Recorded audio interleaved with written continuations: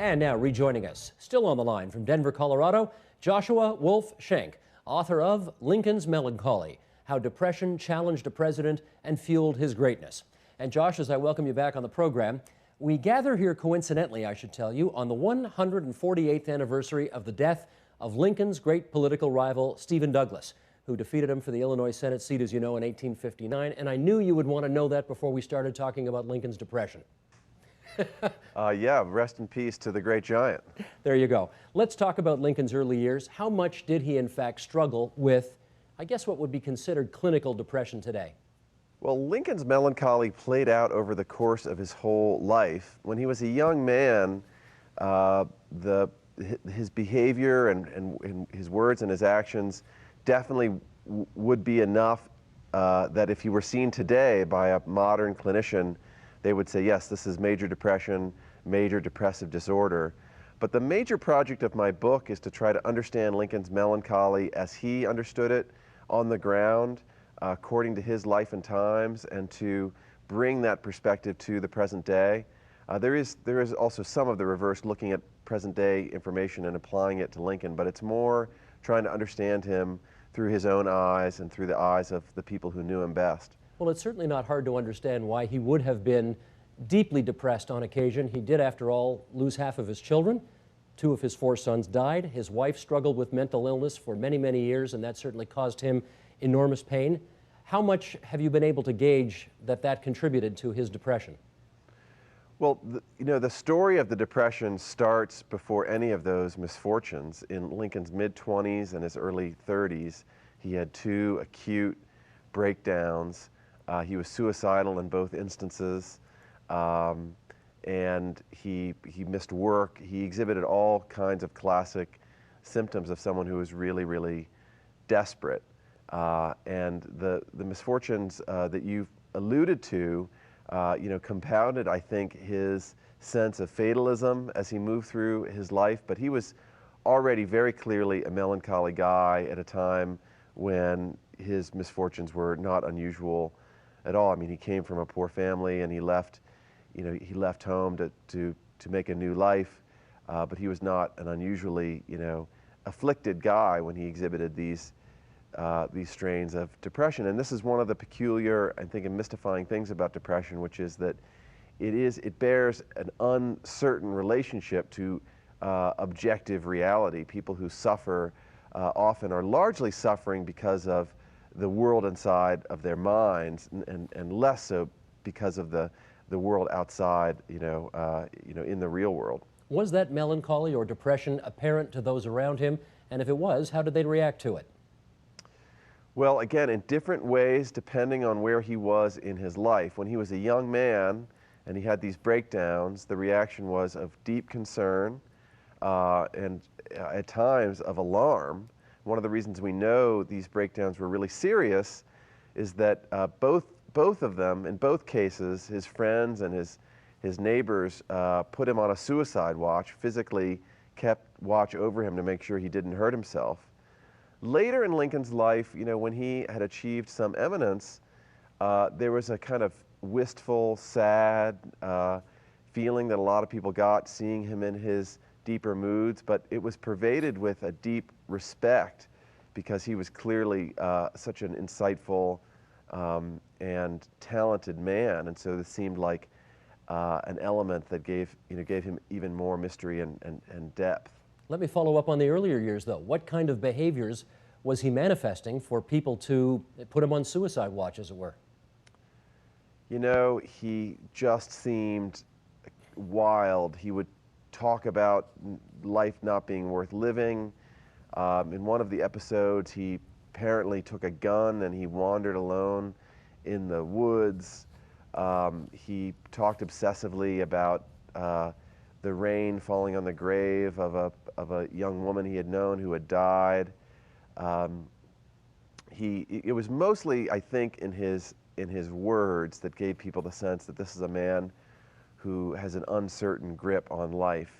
So in one instance, they say they physically kept watch over him. In another instance, a good friend went into his room and removed all of the sharp objects to make sure that he didn't have ready means to kill himself. We know, we spoke just a second ago about the losses he sustained in life, his children and his wife.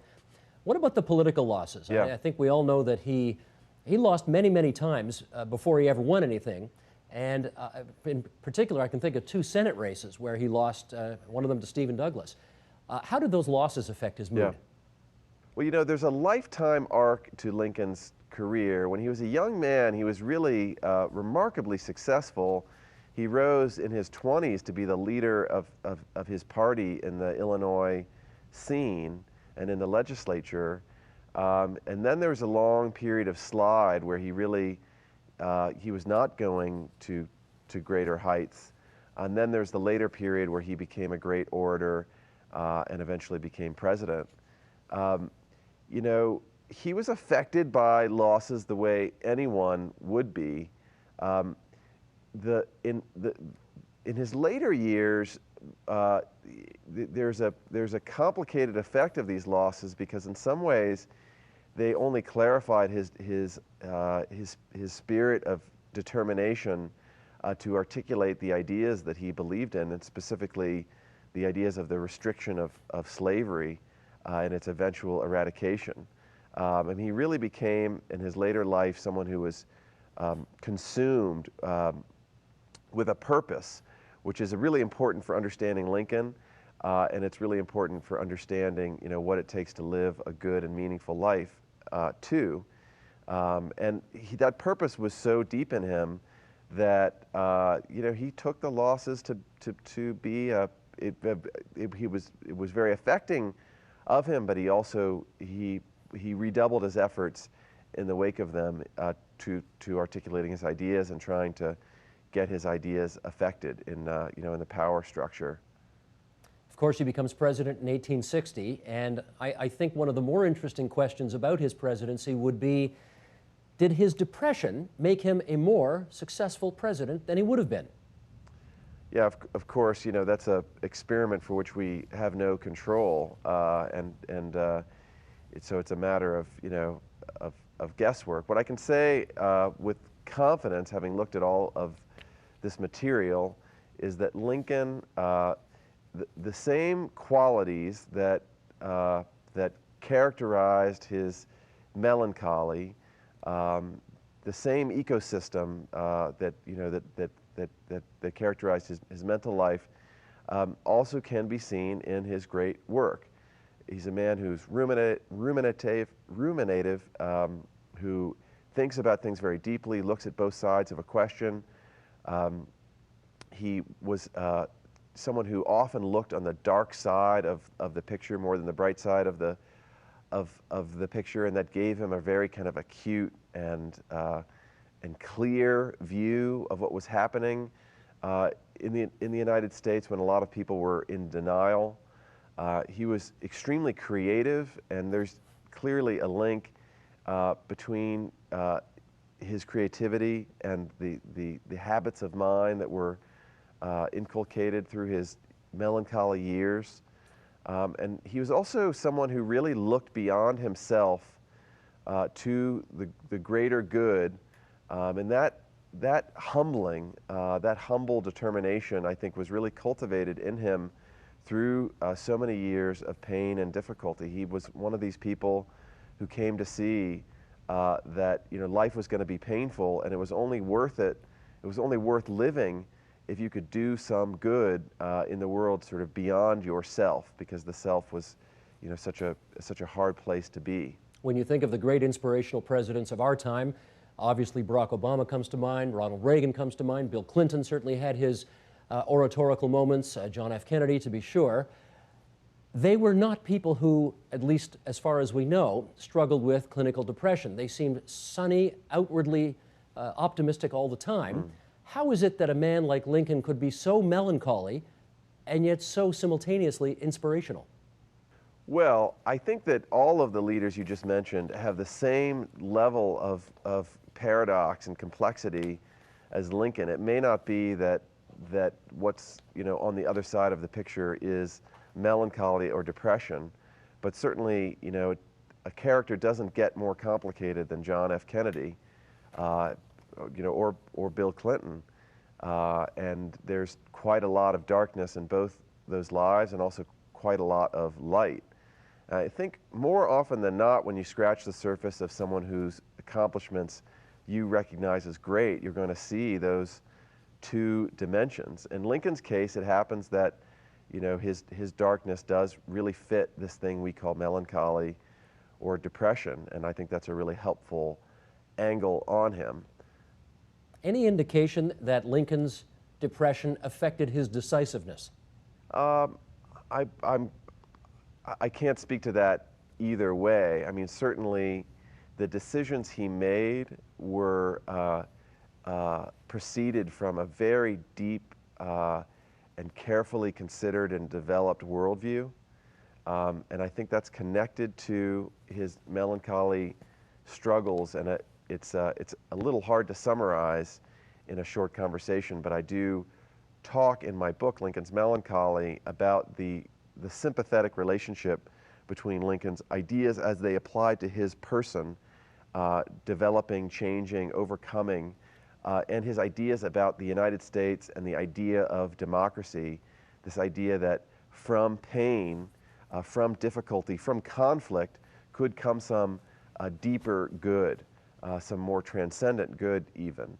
I think this was an idea that gave Lincoln hope and purpose in his personal life and also in his intellectual, his moral, his life as a leader. This may seem like an obvious question, but I still think it needs to be asked. How can someone who has a history of depression withstand the stress of being President of the United States during its most stressful, difficult era ever? Yeah, it's a great question. And I think it reflects, a very widespread conception that, depression is just this beast, it's this miserable thing, and if we could just get rid of it, we would be so much better, and let's take these things called antidepressants, and let's find a way to eradicate this scourge. And of course, depression is extraordinarily painful to people who experience it, and it often leads to suicide, and it is a problem that needs to be accounted for and dealt with. At the same time, depression often coexists with incredible acts of perseverance and diligence and creativity and industriousness. And so how do you account for these two things happening at the same time? I mean, I try to do that with Lincoln, but I think the bigger point is this just is something that happens over and over and over again. Pick your favorite writer, from Lincoln's or creator or public figure in Lincoln's time, Herman Melville and Edgar Allan Poe and Disraeli and Charles Darwin.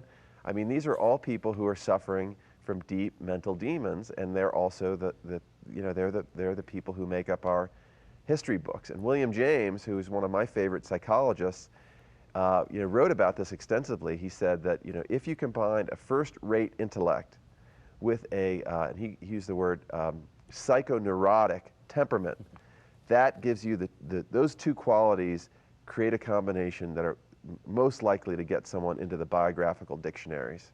Maybe so, Joshua, but one of the things that all of those people on that list of yours have in common is that they were not public figures during a 24/7 news cycle. They never had to deal with Fox News. And I wonder whether or not a candidate who came along today, who was as gifted clearly as Abraham Lincoln was, but presented the same kinds of psychological issues that Abraham Lincoln presented, whether they could have got, could they have got past first base on the way to becoming president? I don't think a public figure today could be open in the way that Lincoln was with his intimates, with reporters. I mean, this is a president who burst out crying in the presence of a senator, a United States senator, and a prominent newspaper reporter early in his presidency. Clearly, it's not possible to be open in this environment. And I actually, I think this is a real concern, and it's one of the conversations that I hope my book will stimulate. That what do we gain from a culture in which we insist that our leaders need to keep these things about themselves secret, or where we insist that people who are open about the complexity of their lives are not suited to be leaders. I think we really we eliminate a lot of exactly what we need in public life when we do that. So, you know, if you value Lincoln, if you appreciate the combinations and the qualities that he brought to public life, you do need to look as a citizen at, you know, how you deal with the sort of scandal mongering stuff that makes up so much of TV. I mean, you need to, I think, make a conscious decision to turn away from that and say, I'm going to accept that our leaders are real people in the same way that I would accept a loved one or a friend or a teacher who was very talented and also had spells of depression. I'm gonna see that that's okay in a leader too. We're not gonna apply some, you know, fantastically limited standard and make up these, you know, bizarre scare stories that someone can't be trusted with a nuclear button. Someone who suffers from depression can often be trusted a lot more than someone who is hot-headed and so confident that they don't see that they've ever made a mistake. That's the kind of leader that makes me concerned, not someone who is dwelling on where have I gone wrong and how could I do better in my life. We'll leave that as the last word. Joshua, it's good of you to join us on TVO tonight. Thanks so much.